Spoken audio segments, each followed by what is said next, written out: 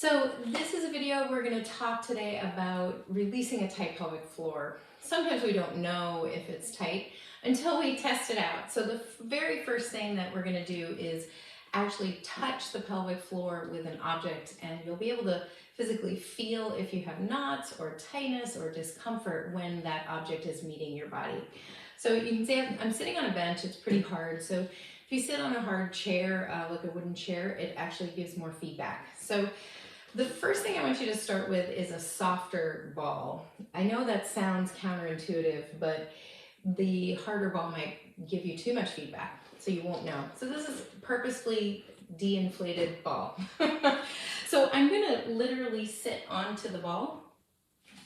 And as Kim was saying in the video about pelvic alignment, so pelvic tilt, you wanna be upright. So you don't want to be tilting forward, arching your low back too much. You don't want to be slumping back. You want to be right on top of those sit bones and let your pelvic floor sit onto the ball. And then what you're going to do is just kind of roll around. So then take your pelvis through a little tilting circle to allow the ball to give you some feedback about what's going on in the muscles of the pelvis. So I'm like tucking under and arching, rolling the weight off to one sit bone and then the other. Sometimes if you stop and you feel, oh, that feels kind of tight, I'm just going to stay and breathe. Now this ball is it's big enough that it's kind of just touching the surface of my whole pelvic floor at once. So if you want to get a little bit more specific, maybe you do a second round where you use a smaller ball. Tennis ball is it's medium tension in my book. You know, something like a lacrosse ball would be really, really aggressive. So first thing I'm going to do is kind of lift up one cheek, lift up one sit bone. I'm putting it under and in between the two sit bones. So it's literally in my pelvic floor, and it's off to one side. So it's near one sit bone. And then I'm just going to breathe that nice pelvic floor breath where you just let go as you inhale. You might feel some pressure down into that ball, and exhale, and you might feel your body lift gently away from it. You can move the ball around and look for areas where there's tension and stay. My massage therapist talks about the slow sinking action. So letting your body weight settle into the ball will make it press up against your muscles that are tight a little bit more. So that's my first suggestion. And then the second thing you can do is take it into a nice relaxed child's pose. I like to use a yoga bolster. If you don't have a yoga bolster, grab a couch cushion or any old pillow that you have lying around. What this does is it allows us to release our upper body down so that our pelvic floor can open and we can be relaxed, right? In trying to struggle to get our head down to the floor, it doesn't feel so relaxing.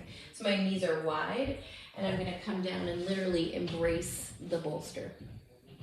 You can turn one cheek to one side just because it feels better than smushing your nose. And right here, my sit bones are widening and they're opening.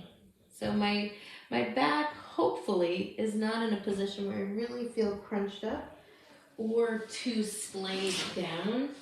It's supported enough that I can let go. The muscles between the sit bones widen and release as you inhale.